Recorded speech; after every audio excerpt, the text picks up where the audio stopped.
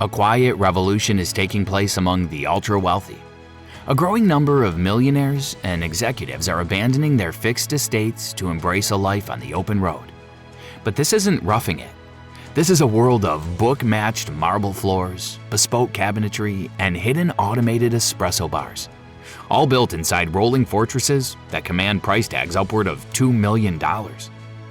Welcome to the world of luxury nomads, where the pursuit of freedom meets the height of opulence. Stick around as we explore how the elite are redefining the very concept of home.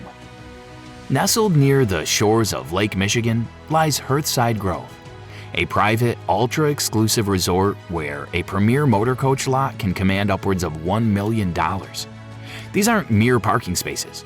They are highly manicured, low-maintenance estates designed specifically for the discerning traveler. Here, the pavement costs more than the average American home.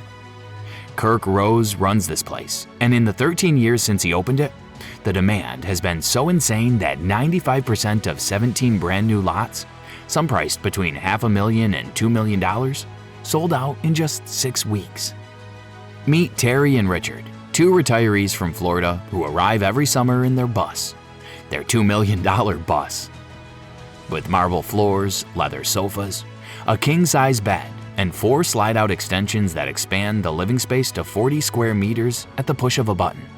There's a walk-in shower, a marble sink, a heated toilet, a wine cooler, and cameras that automatically switch to show whichever side of the coach you're turning toward. Left signal, left camera. Right signal, right camera. Every inch of this machine is controlled from an iPad. Oh, and parked right next to their $2 million bus, their $1 million villa that they built at the campsite, because apparently the bus didn't have enough room. Richard started out as a machine operator. He built his own transport company, sold it for millions when he retired, and now spends his summers in Michigan and his winters in Florida, an annual migration of 5,000 kilometers. He's on his 14th bus in 30 years, and he's already eyeing a bigger plot of land for a new, even more luxurious villa. For Terry and Richard, this isn't roughing it. This is a good life. If you find yourself captivated by these hidden pockets of luxury, take a moment to subscribe to The Wealth Estate.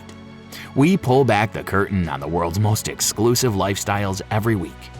But this high-end nomadic shift isn't reserved strictly for retirees. Meet Robert Filipovich, a senior IT executive at Macy's, responsible for the computer network of a company with 75,000 employees. He manages all of that, from a $200,000 camper van. 2 weeks every month, he hits the road with his wife Michelle and their 3 dogs, each one weighing 80 kilos. That rig, with the Jeep towed behind it, stretches 16 meters. It weighs 18 tons, and Robert drives it with a standard car license. At 65 miles per hour, it needs at least 450 feet just to stop. But Robert has turned the nomadic life into more than a lifestyle. He's turned it into a side business. He noticed that the standard cup holders in luxury motor coaches couldn't fit modern travel mugs, so he bought 5 3D printers. They run 24 hours a day. In just 3 months, he sold over 650 custom cup holders at $10 each, already earning back the cost of 2 of his machines. And orders keep rolling in while he's rolling down the highway. His colleagues on Zoom? They have no idea he's parked in a campsite in Indiana between meetings. The man logs on, checks the dashboards, reports to the CEO, and then steps outside to sit with his wife, the dogs, and the open air. It creates a much better work-life balance, he says, and honestly, it's hard to argue. And then there are people like Jennifer and Junior. They didn't just add RV living to their lives, they replaced their lives with it. A $500,000 home in Richmond, Virginia, a Land Rover, a Mercedes, a Corvette, a koi pond with very expensive fish, pinball machines, all of it gone, sold, to buy a second-hand 2009 motor coach for $110,000 and hit the road permanently with their 2 kids and their dogs. Their kids, Blaine, 9, and Kelsey, 13, no longer go to school. Jennifer homeschools them on the road, going at their pace, following their interests, math, reading, social skills, and the kind of geography lesson you can only learn when your classroom changes every few days. Junior works remotely, managing online sales.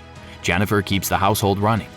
They've cut their living expenses by about 25% compared to their old life, and they're always planning their next move, buying land to open their own campsite for fellow nomads. Do they miss the old house? Zero regrets, Junior says with a grin. Today my house was in Virginia this morning. This evening, it's in Tennessee. Of course, it's not all sunsets and freedom. Branches scrape the side of the bus on a narrow Kentucky road. A car cuts in front of them, forcing Junior to slam on the brakes on a vehicle that takes the length of a football field to stop. A campsite with zero Wi-Fi and spotty power forces a hasty exit the next morning. But they keep going, because for them, the road is home. So where do these rolling palaces actually come from? It starts with a blank white bus, built in Quebec, Canada, by a company called Prevost. About 100 of these empty shells are shipped to American manufacturers every year. From the outside, it's just a bus. Inside, completely hollow, a blank canvas.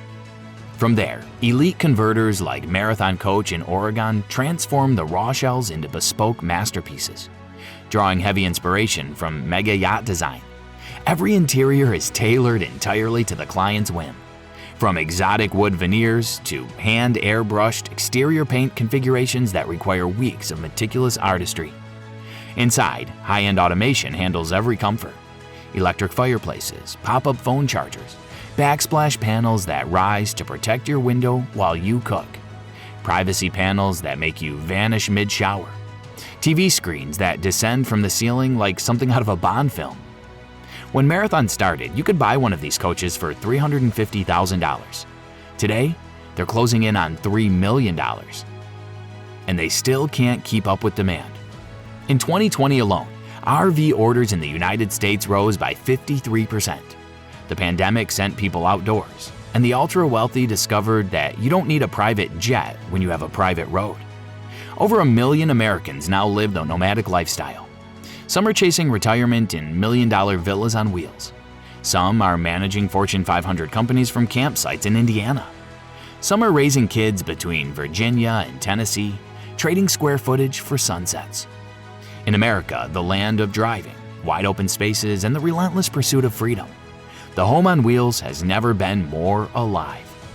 And here's what I keep thinking about after watching all of this.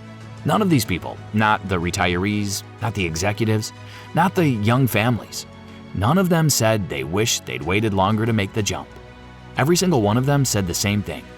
No regrets.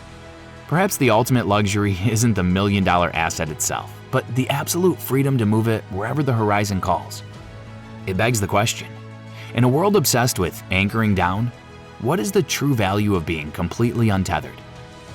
If you enjoyed this look inside the world of high-end travel, select the video on your screen now to explore more of the hidden worlds of the ultra-wealthy. Welcome to the Wealth Estate, and we will see you in the next chapter.